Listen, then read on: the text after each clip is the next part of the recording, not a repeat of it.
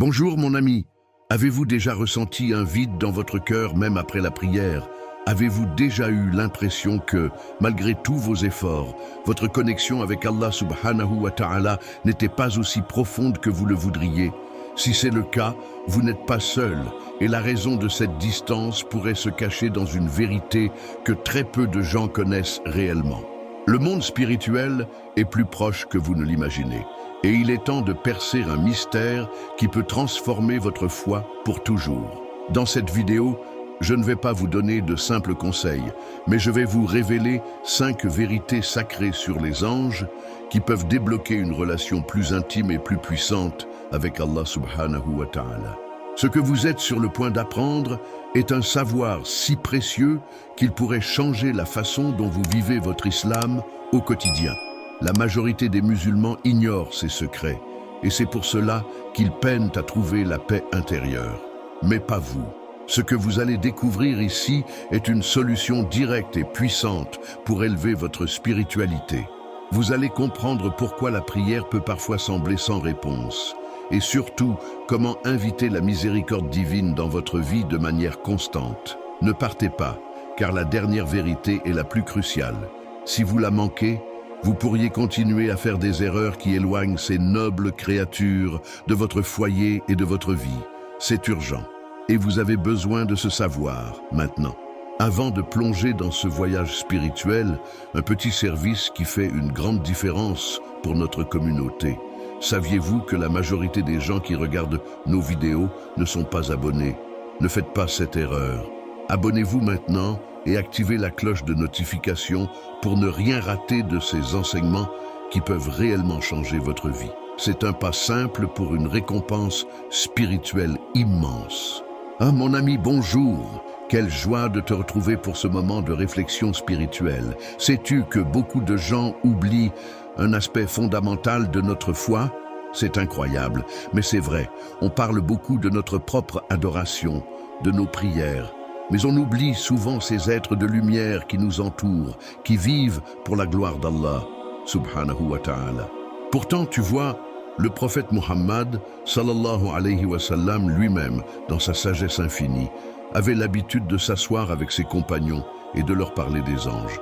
C'était une pratique courante, une sorte de rappel constant de l'immensité de la création d'Allah et de notre propre place dans cet univers. C'est marrant, mais quand tu pensais à ça, ça te remet les pieds sur terre, pas vrai? On se croit si important, mais en réalité, nous ne sommes qu'une petite partie d'un ensemble bien plus grand. En évoquant ces êtres célestes, le prophète Muhammad, sallallahu alayhi wa sallam, cherchait à nous faire comprendre la grandeur d'Allah, subhanahu wa ta'ala, et à nous inspirer une humilité qui nous manque parfois cruellement. On devrait tous prendre cette habitude. Imagine la scène, le prophète assis racontant des histoires de ces êtres parfaits et ses compagnons buvant ses paroles. C'est magnifique et ça nous rappelle que le savoir sur les anges est un héritage prophétique, un trésor qui nous a été transmis. C'est un peu comme une carte au trésor spirituel, tu vois. Quand on parle des anges, on ne fait pas que partager des histoires. On renforce notre propre foi, notre propre connexion avec Allah subhanahu wa ta'ala. Pensez un peu. Ces créatures n'ont qu'un seul but, l'adorer. Pas de distraction, pas de doute, pas de faiblesse. Juste une adoration pure et continue. On dirait que le ciel même en frémit. Comme le Coran nous le dit si bien, il y a des anges qui se tiennent debout depuis le jour de leur création, et ils ne se prosterneront que le jour du jugement. N'est-ce pas une motivation incroyable? Si eux, qui sont parfaits, sont si humbles, qu'est-ce qui nous empêche d'être encore plus humbles? On a tellement à apprendre d'eux, mon ami. C'est pourquoi il est crucial de ne pas négliger ce sujet. La création des anges est une preuve de la puissance d'Allah, subhanahu wa ta'ala, et de la complexité de son plan. Ils sont les messagers, les gardiens et les exécuteurs de sa volonté. On ne peut pas comprendre pleinement l'islam sans comprendre leur rôle.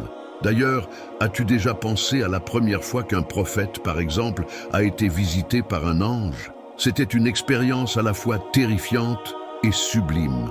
Ça montre bien la puissance et la majesté de ces êtres. Alors, la prochaine fois que tu te sentiras perdu, que tu douteras de ta propre foi, souviens-toi de cette leçon. Parler des anges n'est pas juste un petit plus, c'est une partie essentielle de notre cheminement spirituel. C'est une façon de nous rappeler que nous ne sommes pas seuls, que l'univers est rempli de la gloire d'Allah, subhanahu wa ta'ala, et que l'humilité est la clé de toute adoration véritable. On continue, n'est-ce pas? La prochaine fois, on parlera justement de cette adoration qui les caractérise et de comment elle nous rapproche, nous aussi, d'eux. Parfait, mon ami. Allons de l'avant. Poursuivons notre conversation. Tu vois, il y a quelque chose de vraiment spécial dans l'adoration des anges.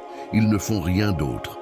Leur existence entière est une prière constante, une soumission parfaite à Allah subhanahu wa ta'ala. C'est une dévotion que nous, pauvres humains, ne pouvons qu'envier. Mais le plus beau dans tout ça, c'est que cette adoration, cette proximité, ne reste pas seulement au ciel. Elle descend jusqu'à nous. N'est-ce pas une pensée réconfortante? Tu n'es jamais seul, mon ami. Jamais. Même dans tes moments les plus calmes, ces êtres de lumière sont près de toi. C'est une réalité de l'islam qui nous élève. Sais-tu que lorsque tu lis le Coran, un ange se penche pour écouter? C'est incroyable, non?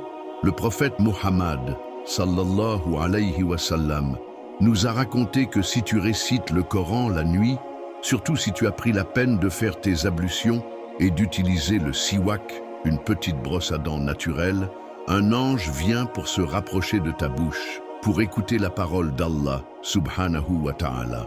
C'est un dialogue intime et puissant qui se crée. Pense-y la prochaine fois que tu es seul avec le Coran. Tu n'es pas seul, tu es en compagnie d'un être céleste. C'est une chose qui te donne une toute nouvelle perspective sur l'importance de chaque mot que tu prononces. Mais ça ne s'arrête pas là, mon ami. Il y a un autre exemple magnifique. Après la prière, lorsque nous restons un peu plus longtemps sur notre tapis, en évoquant Allah, subhanahu wa ta'ala, les anges qui nous entourent se mettent à prier pour nous. Ils implorent Allah, subhanahu wa ta'ala, de nous pardonner, de nous accorder sa miséricorde. C'est comme s'ils devenaient nos avocats, intercédant pour nous auprès de notre Créateur. On dirait qu'ils nous aiment plus que nous-mêmes. C'est pour ça qu'il ne faut jamais se presser de quitter son tapis de prière. Prends un moment pour t'asseoir, pour penser, pour demander, pour simplement être là. Ces quelques minutes supplémentaires peuvent avoir un poids énorme dans la balance le jour du jugement. C'est une chose que beaucoup de gens négligent. Ils se précipitent pour aller à leurs occupations, oubliant qu'ils sont à la meilleure place possible, entourés par la lumière et la miséricorde. La vie de tous les jours est pleine de défis, on est d'accord. Mais c'est précisément dans ces petits moments de calme et de connexion que notre force se renouvelle. C'est un peu comme recharger tes batteries spirituelles. Et ces batteries se rechargent sous le regard bienveillant des anges. C'est une grâce inestimable d'Allah, subhanahu wa ta'ala, qu'il ne faut jamais tenir pour acquise. Alors, la prochaine fois que tu te prosterneras pour la prière, souviens-toi de ces êtres qui t'entourent. Leur adoration n'est pas éloignée de la tienne, elle est là, tout près. En te prosternant, tu t'alignes avec l'univers entier, tu t'alignes avec ces êtres parfaits, qui n'ont qu'un seul maître, un seul but. Et c'est en partageant cette adoration que tu t'élèves toi-même. La suite de notre voyage nous emmènera à la source même de leur existence, à leur création et à leur fonction fascinante. On y va? Excellent. Continuons notre discussion. On a parlé de l'adoration et de la proximité des anges, mais d'où viennent-ils, au juste? Eh bien, la réponse est simple mais profonde. Les anges ont été créés à partir de la lumière. C'est le prophète Muhammad, sallallahu alayhi wa sallam, lui-même qui nous l'a révélé. Cela contraste fortement avec la création des humains qui viennent de la terre et des djinns qui ont été créés à partir d'un feu sans fumée. Cette différence d'origine nous en dit long sur leur nature même. Ils sont des êtres de lumière, sans libre arbitre, dont la seule raison d'être est de servir et d'obéir à Allah, subhanahu wa ta'ala. N'est-ce pas fascinant de penser à l'ordre de la création dans l'islam? D'abord les anges, puis les djinns, et enfin nous, les humains. Ça nous donne une idée de l'histoire cosmique dont nous faisons partie. et parlons de leurs fonctions. Ils ne sont pas là pour faire joli, loin de là. Chaque ange a une mission bien précise, un rôle à jouer dans la vaste machinerie de l'univers d'Allah, subhanahu wa ta'ala. Le plus connu, bien sûr, c'est Jibril, Gabriel, l'ange de la révélation. C'est lui qui a été le lien sacré entre Allah, subhanahu wa ta'ala, et le prophète Muhammad, sallallahu alayhi wa sallam, lui transmettant le Coran mot par mot. Imagine la grandeur de sa tâche, il est le messager par excellence.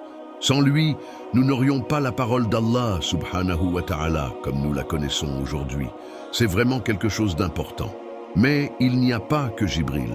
Il y a aussi Israfil, l'ange qui est chargé de la trompette. Le jour où il soufflera dedans, ce sera la fin du monde tel que nous le connaissons et le début de la résurrection. C'est une pensée assez intense, non?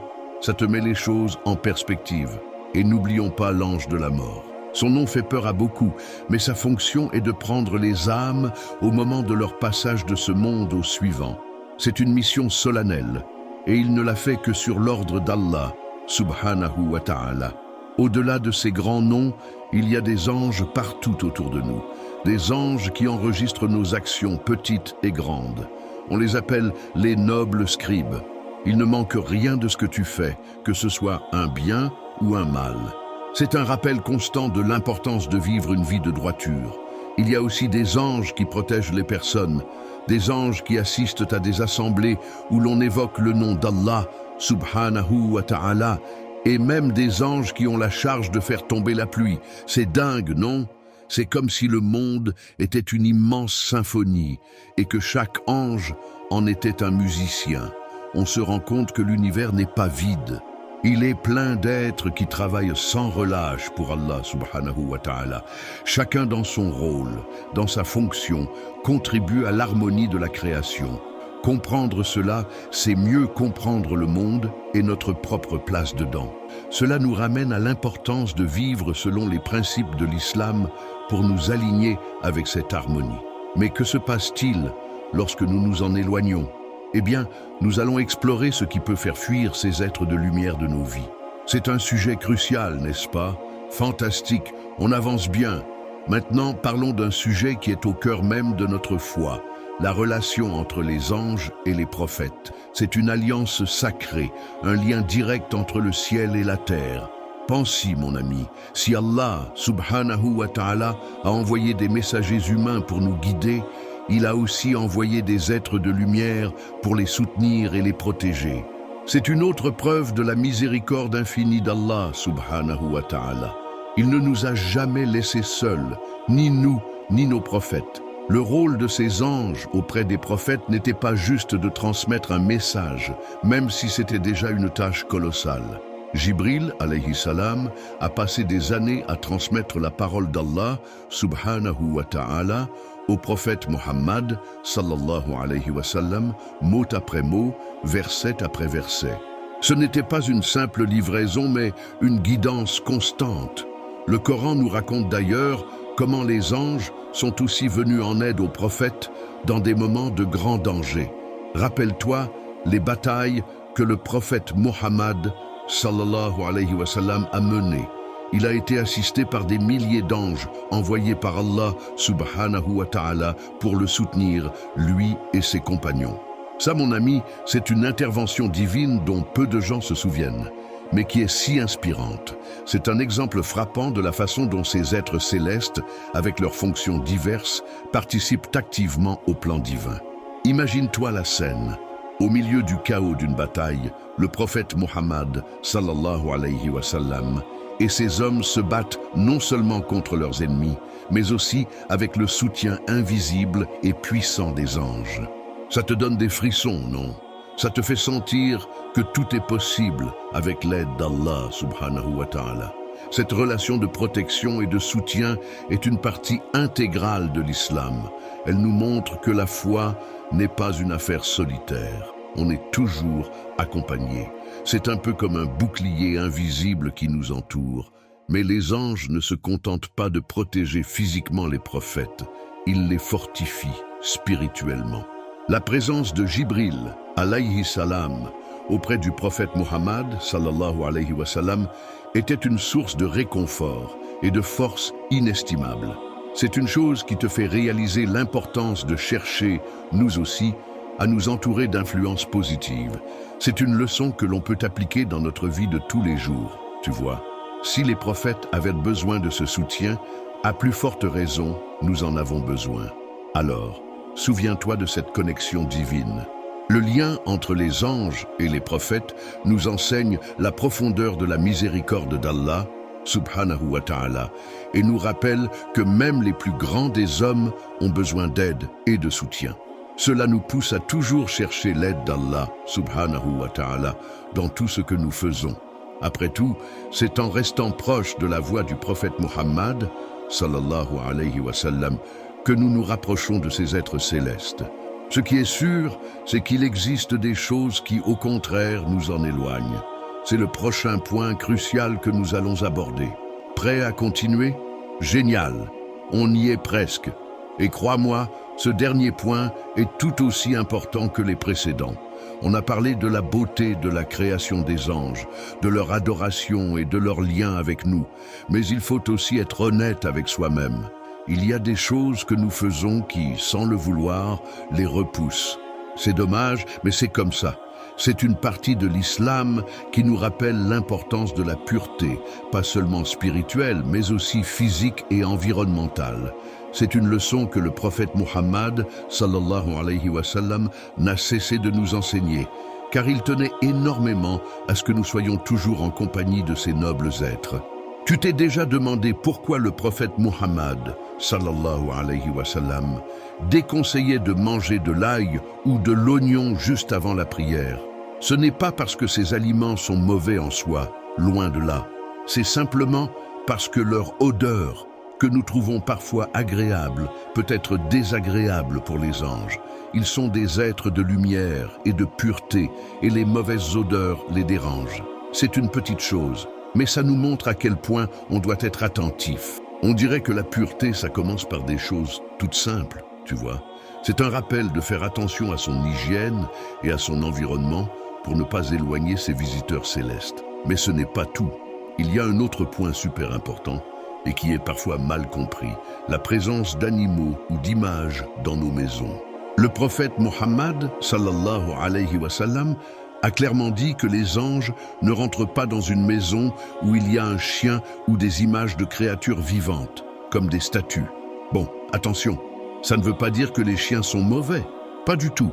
Ils peuvent avoir leur utilité pour la garde ou la chasse, par exemple, mais dans l'espace de vie, disons que c'est une autre histoire. De même pour les images. C'est une façon de nous rappeler que l'adoration ne doit être réservée qu'à Allah, subhanahu wa ta'ala. On doit éviter toute idolâtrie, même si ce n'est pas notre intention première. Finalement, c'est une question d'équilibre. Les anges sont là pour nous accompagner, nous soutenir et prier pour nous.